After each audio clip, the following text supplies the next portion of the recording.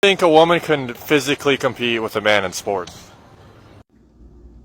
It depends on the sport, and it depends on the woman, and it depends on the man. I mean, I thought this was like common knowledge, but I guess with today's generation, this is like the equivalent of a gotcha question, but like different people have different capabilities.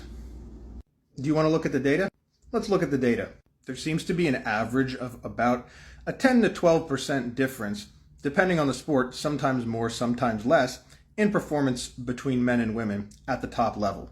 Although in some sports, like purely strength-based sports such as Olympic weightlifting, the gap is much larger. But in other sports, more endurance-type sports like swimming, the gap has lowered to less than 5% in some instances. This very same review and others point out that there are other factors besides gender that might be at play. Like, for example, women weren't even allowed to compete in Olympic weightlifting at the Olympics until the 2000 Games. Yeah, like literally barely 2 decades ago.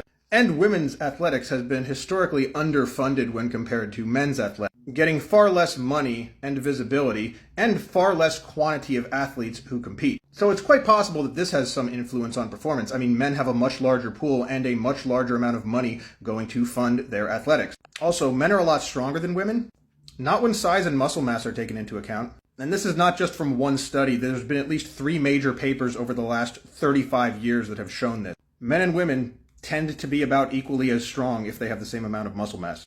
Now, there's a lot of nuance to this, and I probably already overstepped my bounds / realm of expertise, but let me just finish on this. It's obviously a lot more nuanced than men be strong, women be weak, or whatever the fuck Andrew Tate's on about now.